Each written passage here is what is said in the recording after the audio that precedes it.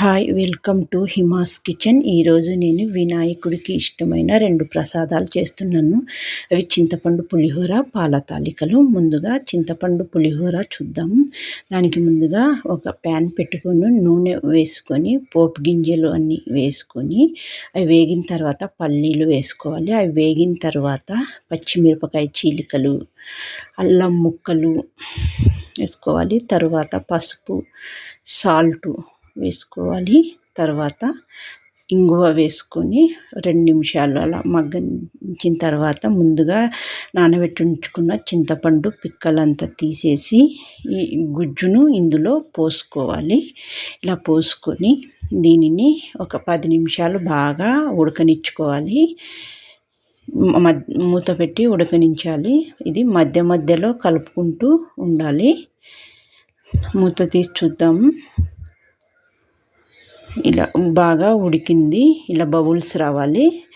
దీన్ని ముందుగా మనము అన్నం ఉడికించి పెట్టుకున్నాము, అందులోకి ఈ పులుసు వేసుకోవాలి.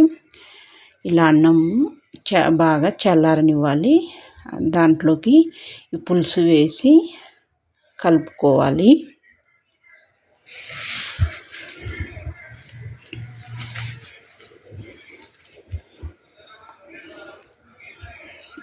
దీన్ని ఇలాగా నెమ్మదిగా అంతా కలుపుకోవాలి.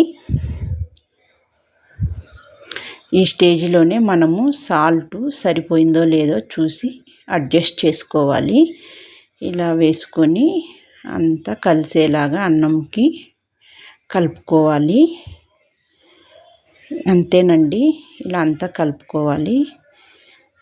ఇంతే, చింతపండు పులిహోర రెడీ. వినాయకుడి ప్రసాదంగా చింతపండు పులిహోర రెడీ అయిపోయింది. తరువాత పాల తాలికలు ఎలా తయారు చేయాలో చూద్దాము. దానికి ముందుగా ఒక గిన్నె స్టవ్ మీద పెట్టుకొని అందులో 2 స్పూన్ల నెయ్యి వేసి మన దగ్గర ఉన్న డ్రై ఫ్రూట్స్ వేసి ఇలా వేయించి పక్కన పెట్టుకోవాలి. మళ్ళీ అదే ప్యాన్లోనే ఒక గ్లాస్ వాటర్ వేసుకొని 2 స్పూన్ల బెల్లం వేసుకొని కాగనిద్దాము. తర్వాత మరొక గిన్నెలో ఒక గ్లాస్ బెల్లము, హాఫ్ గ్లాస్ వాటర్ వేసుకొని బెల్లం కరిగేదాకా మంట పెట్టి ఉడకనిద్దాము.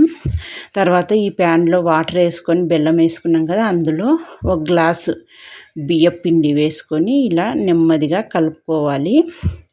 ఒక గ్లాస్ బియ్యం పిండికి ఒక గ్లాస్ బెల్లం సరిపోతుందండి. ఇలా బాగా కలుపుకోవాలి. ఇది చల్లారిన తర్వాత బాగా చేత్తో ఇలాగా ఉండలు లేకుండా బాగా కలుపుకోవాలి. ఇలా స్మూత్గా వచ్చేలాగా కలుపుకొని తాలికలు తయారు చేసుకోవాలి. ఇలా అంతా చేసుకున్నాక మనం తాలికలు చేసుకోవడానికి మురుకుల గొట్టంలో వేసుకొనైనా చేసుకోవచ్చు, లేదంటే చేత్తో అయినా చేసుకోవచ్చు. నేను ఇప్పుడు చేత్తోనే చేస్తున్నాను. ఇలాగా కొద్దిగా పిండి తీసుకొని ఇలా నొక్కుకుంటూ చేత్తో చేసుకోవాలి. ఇవి మరీ లావుగా చేసుకోకూడదు, అలాగని మరి చిన్నగా కూడా సన్నగా కూడా చేసుకోకూడదు. ఇలా మధ్య రకంగా చేసుకోవాలి. లావుగా చేస్తే ఉడకవు, సన్నగా చేసామనుకోండి త్వరగా విరిగిపోతాయి. ఇలాగా అన్నీ చేసి పెట్టుకోవాలి.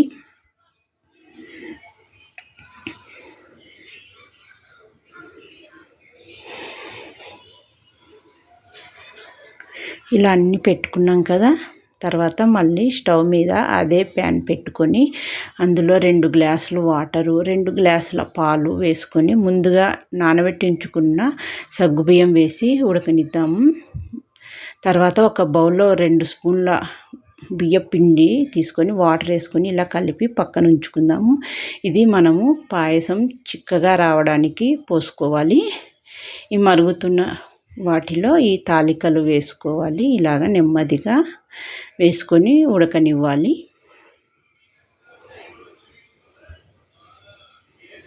ఇలాగ అన్నీ వేసుకోవాలి.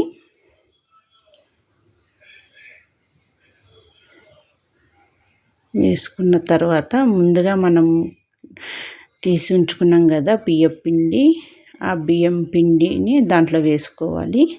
ఇలా వేసుకున్నాక మనం ముందు చిన్నగా కలుపుకోవాలి. తర్వాత మనం ముందుగా బెల్లం కరిగించి పెట్టుకున్నాం కదా, అది ఫిల్టర్ చేసుకొని ఇట్లా దీంట్లో వేసుకొని నిదానంగా కలుపుకోవాలి. అంత కలిసేలాగా బాగా కలుపుకోవాలి.